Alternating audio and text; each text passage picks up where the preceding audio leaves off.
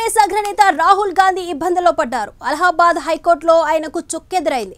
గతంలో తాను చేసిన వ్యాఖ్యలపై వారణాసి ప్రత్యేక కోర్టు ఇచ్చిన ఉత్తర్వులను సవాల్ చేస్తూ అలహాబాద్ హైకోర్టులో ఆయన ఇటీవల పిటిషన్ దాఖలు చేశారు. అయితే రాహుల్ పిటిషన్ను అలహాబాద్ హైకోర్టు కొట్టివేసింది. దీంతో రాహుల్ వ్యాఖ్యలపై విచారణకు మార్గం సుగమం అయింది.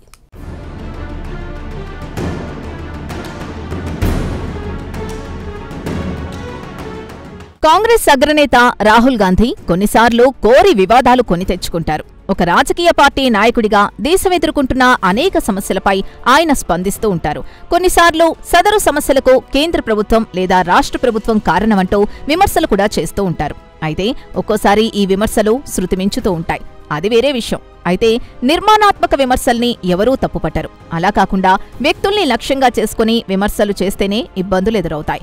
ఆరోపణలకు గురైన వ్యక్తులు తమ పరువు పోయిందంటూ కోర్టు మెట్లెక్కుతూ ఉంటారు. ఇదంతా మన దేశంలో ఉన్నప్పుడే జరిగే తంతు.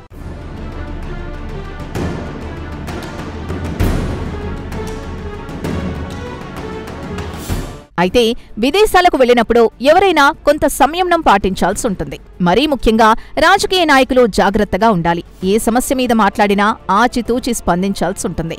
భారత్లో అధికారంలో ఏ ప్రభుత్వం ఉన్నా విదేశీ భూభాగం నుంచి విమర్శలు చేయడం సరైన విధానం కాదు. విదేశీ భూభాగం నుంచి మన ప్రభుత్వాన్ని విమర్శించడం అంటే మన పరువును మనమే బజారుకు ఈడ్చుకున్నట్టే అని భావించాలి. అయితే ఎందుకో గానీ ఈ విషయంలో రాహుల్ గాంధీ తరచూ బ్యాలెన్స్ కోల్పోతూ ఉంటారు. ఫలితంగా ఇబ్బందుల్లో పడుతూ ఉంటారు. విచారణల కోసం కోర్టులకు హాజరవుతూ ఉంటారు.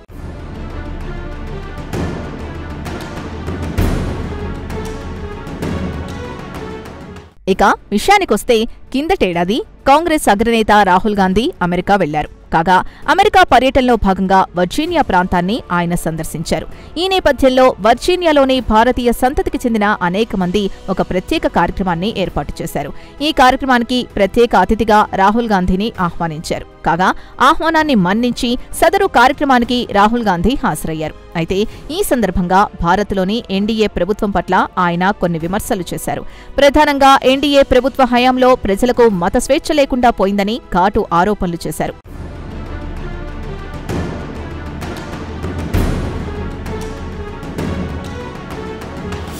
కథ అక్కడితో ఆగలేదు.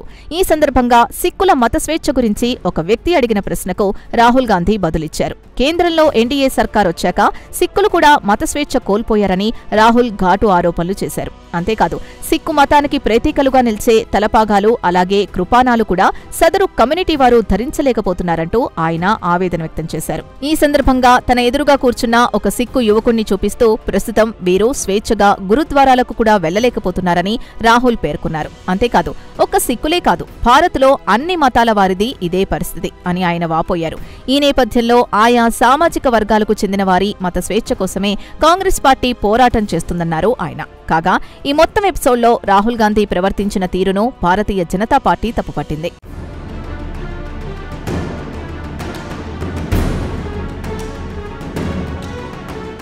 కాగా వర్జీనియాలో రాహుల్ గాంధీ చేసిన వ్యాఖ్యల నేపథ్యంలో వారణాసి ప్రత్యేక కోర్టులో పిటిషన్ దాఖలైంది. రాహుల్ తన ప్రసంగం ద్వారా సిక్కుల మనోభావాల్ని దెబ్బతీశారంటూ పిటిషన్దారులు ఆరోపించారు. దీంతో సదరు పిటిషన్పై వారణాసి ప్రత్యేక కోర్టు విచారణ జరిపింది. విచారణకు రాహుల్ తరపు న్యాయవాది కూడా హాజరయ్యారు. కాగా వాదోపవాదులు ముగిసిన తర్వాత రాహుల్ గాంధీ వ్యాఖ్యలపై దర్యాప్తుకు వారణాసి ప్రత్యేక కోర్టు ఆదేశాలు జారీ చేసింది.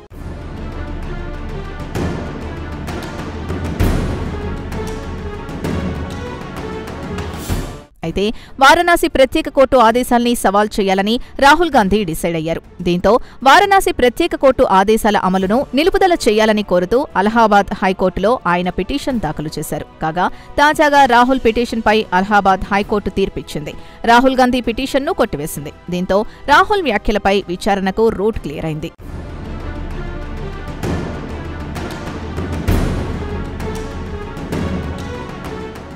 ఏదేమైనా రాహుల్ గాంధీకి అలహాబాద్ హైకోర్టులో చుక్కెదురైంది.